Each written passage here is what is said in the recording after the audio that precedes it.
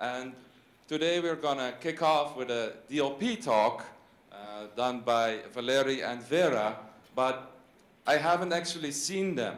Has anyone seen Valery and Vera? They're not here. They're in the ocean.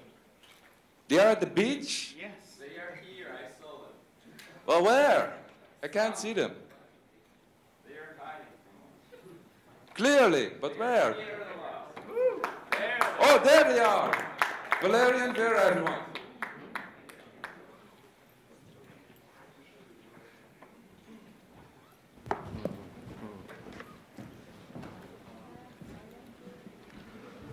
Hello everyone.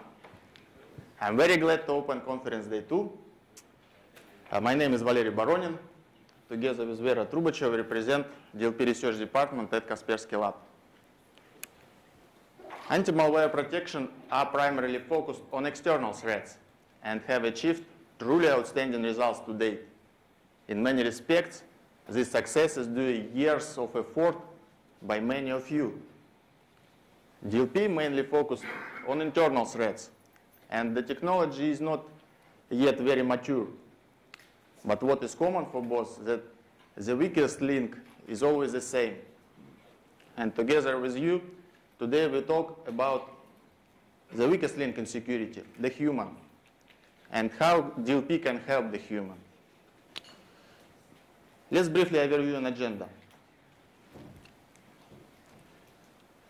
First, we spend a few minutes to figure out customers' expectations in regard to DLP 1.0, represented by this funny toy, as a personification of DLP technologies to date.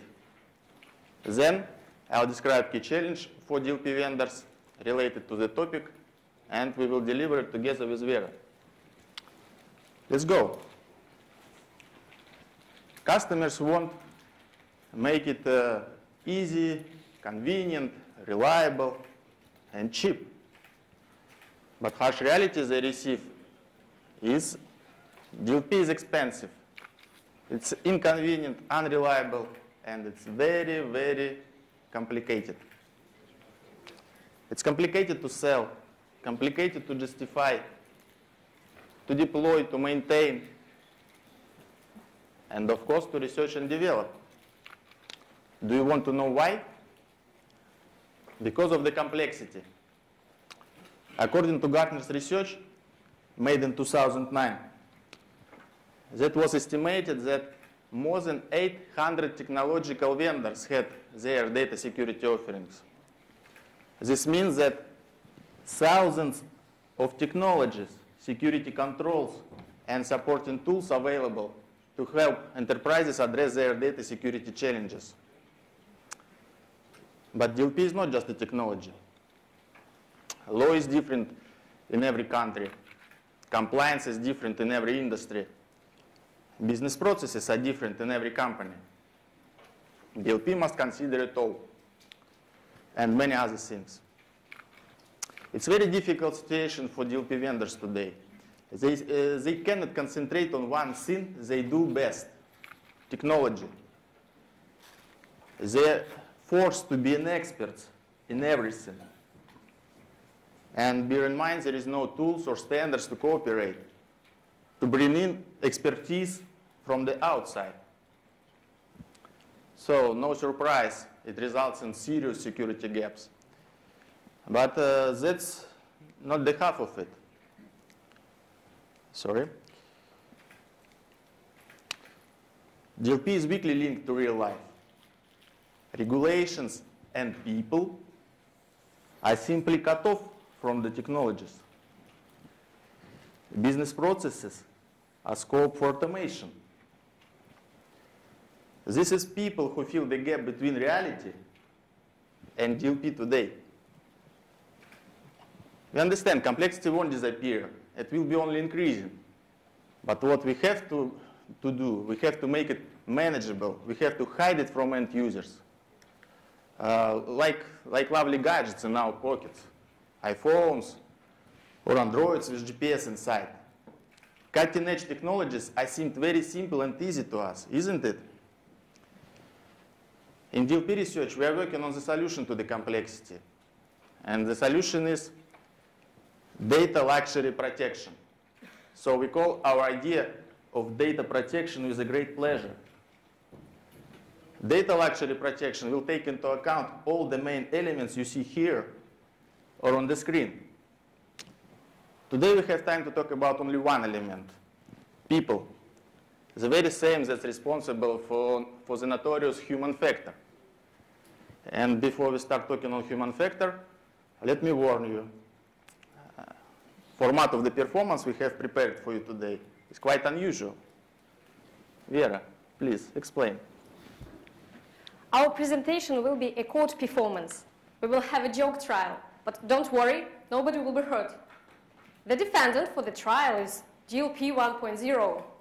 Valery is a prosecutor. I'm a defense attorney. I will defend DLP 1.0 and look like this.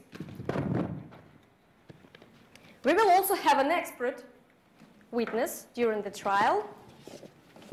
It will be me as well, and I will look like this. So, the hat for the expert and the red file for the attorney. Guys, you will be the jury, okay? Ivan. Great. So, Ivan. we will also have a judge. Our colleague Ivan Manulov will assist us.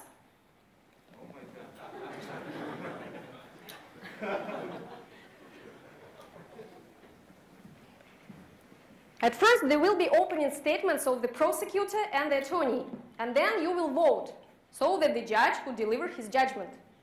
Okay? Let's begin. Case number 346, Kaspersky Lab against DLP 1.0. Miss Attorney, does your defendant plead guilty or not guilty? Not guilty, Your Honor. Mr. Prosecutor, please give your opening statement. Dear members of the jury, DLP 1.0 stands accused of not raising user awareness. Raising user awareness is one of the key purposes of DLP together with data protection. What do you mean by user awareness? The state calls an expert in user awareness to answer this question.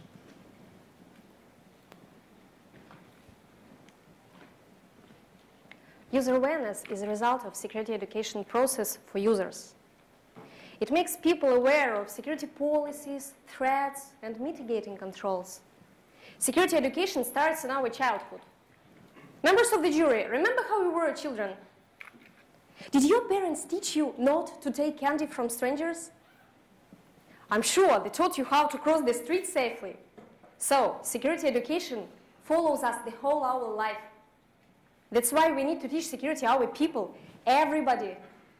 Miss Expert, we are getting an entire lecture here.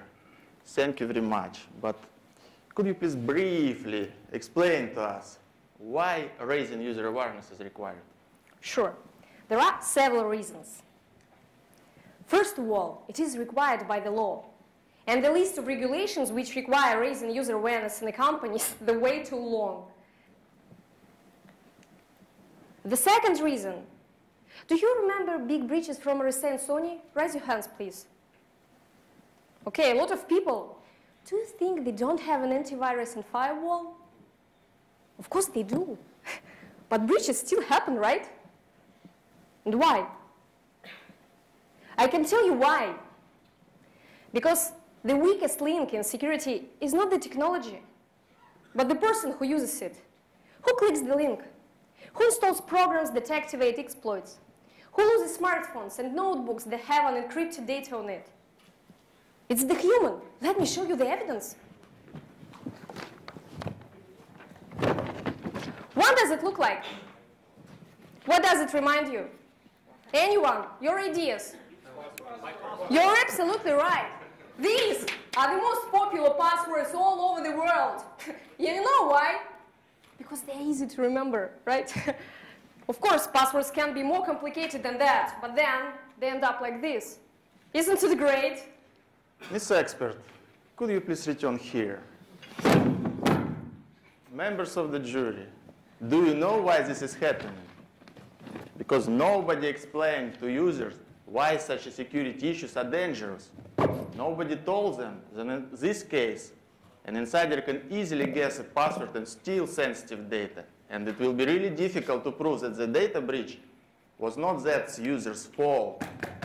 Yes, people make stupid mistakes, so what? What makes you think that raising user awareness is DLP 1.0's job? Audit the code. Let me answer this question anyway. Because raising user awareness is one of the key purposes of DLP together with data protection. Miss Expert, I'm sorry, please continue. Okay. The reason for those big breaches were APT attacks, advanced persistent threats. Do you know that the target of all successful APT attacks is the user? 90% of all exploits need user interaction. 75% of all security incidents occur because of the human factor. Meanwhile, 2 out of 3 incidents were not deliberate. They were just accidental employees' mistakes. And the third big reason why raising user awareness is required is to reduce huge costs.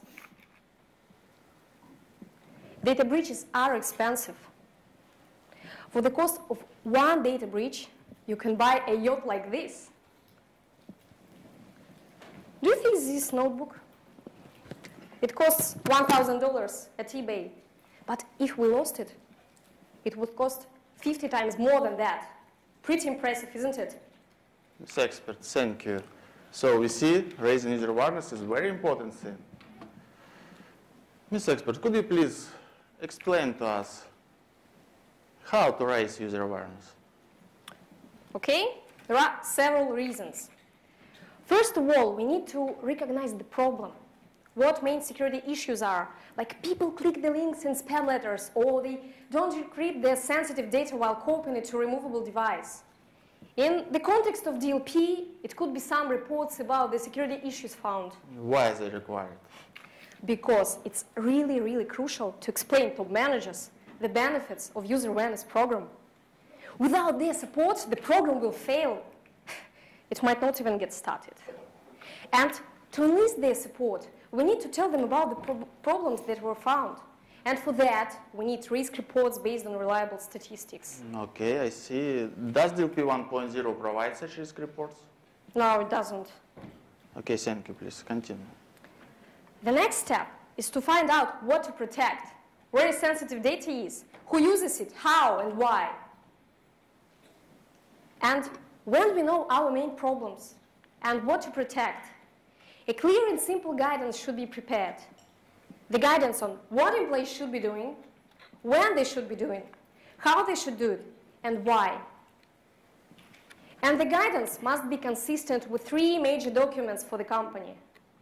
A security policy document, IT resources usage rules, and the punishment and rewards system. Does DLP 1.0 provide such a guidance or help companies to build it? No, it doesn't. And by the way, small companies are usually missing those 3 major documents that are required. And DLP 1.0 doesn't provide these documents to them. What does it provide to companies then? Just policy rules. But they are weakly related to the real life. I mean, companies' business processes. Security policies provided by DLP 1.0 are not correlated with those 3 documents. And that's why they are not correlated with education, motivation, and a security policy document at the company. Okay, thank you. Let's continue with the issue of user awareness education. What should we teach our employees? Start with the basics. Tell them about social network threats, mobile security, passwords. It's obligatory to tell them about corporate policy rules and explain the reasons for the rules. And tell them how to react, to respond to an incident. Does DLP 1.0 teach users security basics? No, it doesn't. Does it teach users corporate policy rules? No, it doesn't. Does it teach users how to respond to incidents? No, it doesn't. Members of the jury, so we see DLP 1.0 doesn't provide any education at all. Objection! The expert didn't say that education could be performed by DLP. Overruled. Miss Expert, Please explain how DLP can educate users. DLP 1.0 could train users contextually. There are a lot of ways to do that. For example, one of the basic responses to an incident might be a short training film which explains what a security rule was violated by the user, why it is bad, and what the consequences will be. And to make education effective, 3 major principles should be followed. The first one, it's very important to explain users why they have to follow these policies and rules. Mr. Expert, does DLP 1.0 help follow the first principle? No, it doesn't. Okay, so what's the second? The second principle is to measure user awareness to control of education efficiency. Does DLP 1.0 help control education efficiency? No, it doesn't. Could DLP 1.0 help with education efficiency? Sure, there are a lot of ways to do that as well. For example, it could be an incident analysis, or some security quizzes, or provocations to measure users' reactions, like saving a file called employee salaries in a shared folder called top secret on your accountant's computer. And people who open that file in a shared folder, they are in a risk group for a security officer. And the third principle is motivation. Users should understand the consequences for secure and unsecure behavior. User awareness program must influence users in real life. For example, their salaries. Does DLP 1.0 provide any motivation? No, it doesn't. Could DLP 1.0 help provide motivation? Sure, there are a lot of ways to do that as well. For example, you could have a user danger rating that indicates how often a user gets into trouble and violates policies.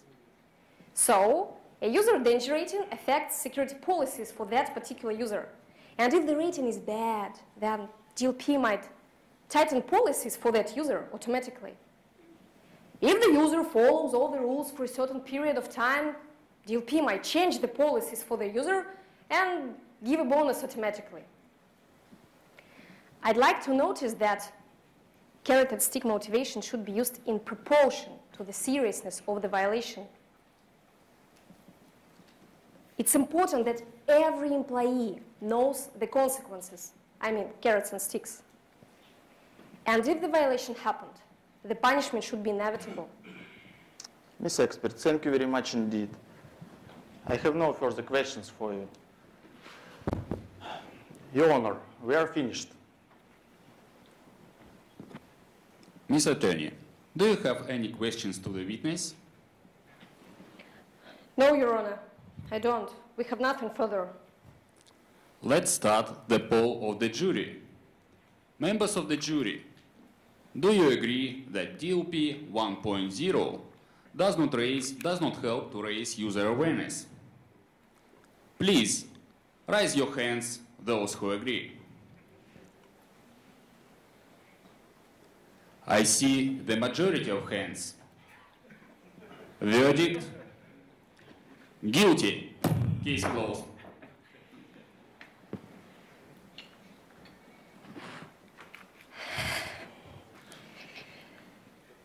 DLP 1.0. I'm so sorry. I did my best. But you were found guilty. You have been sent to correctional work up to version 2.0. And during your correctional work, you must achieve raising user awareness and control of education efficiency. But keep strong. DLP 1.0, I have some good news for you. Everything is not so bad.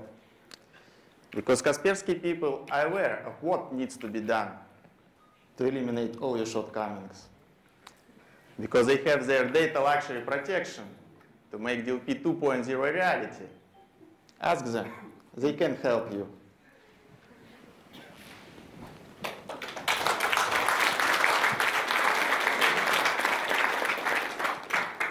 Dear friends, our performance is finished. Hope you've enjoyed. Thank you very much for your attention. Thank you.